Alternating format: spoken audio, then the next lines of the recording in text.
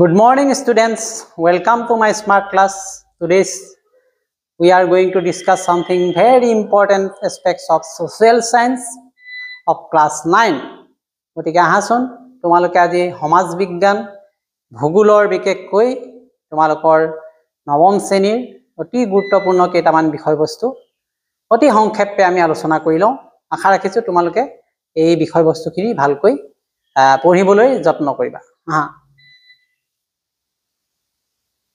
বতাহৰ শ্ৰেণী বিভাগ গতিকে তোমালোকৰ ভূগোলৰ যেটো বায়ুমণ্ডলৰ চেপ্টাৰ আছে তাত অতি গুৰুত্বপূৰ্ণ এটা বিষয় আছে বতাহৰ শ্ৰেণীকৰণৰ কথা আছে। এতিয়া বতাহৰ শ্ৰেণীকৰণটো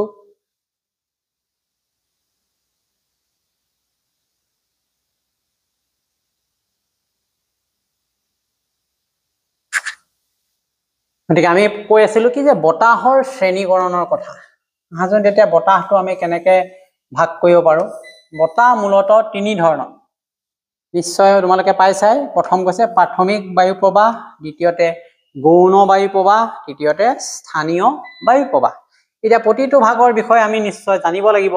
এটা প্ৰাথমিক বায়ু প্ৰবাহ আসলতে কি, গৌণ বায়ু প্ৰবাহ কি বা স্থানীয় বায়ু প্ৰবাহ কি আমি জানো আহাচোন।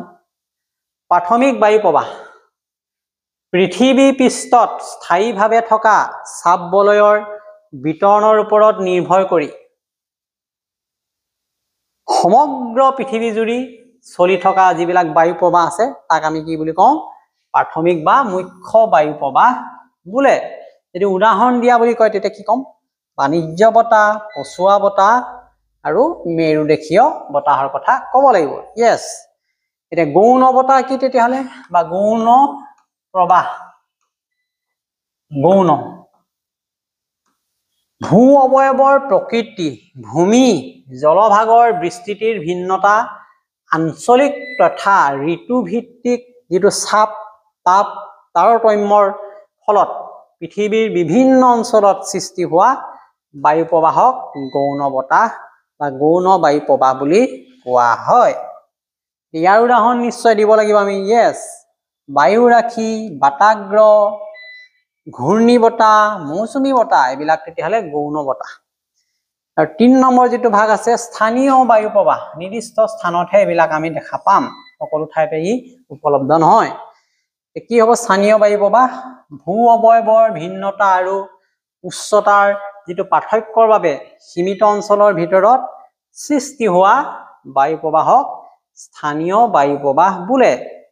ইয়াক আকৌ আমি অন্য নামেও ক'ব পাৰো, নামটো হ'ব যে অস্থায়ী। এইবিলাক অস্থায়ী বা অনিয়মিত বায়ু প্ৰবাহ। ইয়াৰ উদাহৰণ কি, জল বতাহ, স্থল বতাহ, পৰ্বতীয়া বতাহ, ভৈয়ামৰ বতাহ আৰু তেনেকুৱা নাম কিছুমান আছে, লু, চিনুক ইত্যাদি এই ভাগত পৰিব বা ফোন অন্যতম বতাহ।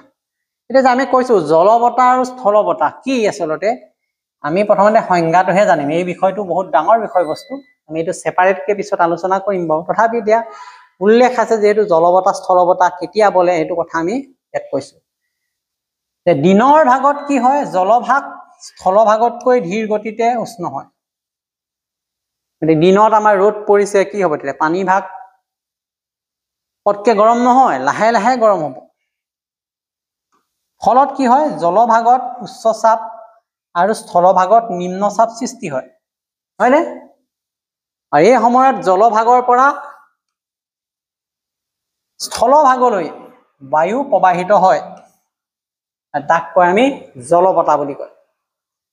ঠিক তেনেকে ৰাতিৰ ভাগত আকৌ একে ওলোটা হ'ব। ৰাতিৰ ভাগত হ'লে কি হ'ব, ৰাতিৰ স্থলভাগ মাটিখিনি জলভাগতকৈ সোনকালে ঠাণ্ডা হ'ব, শীতল হয়।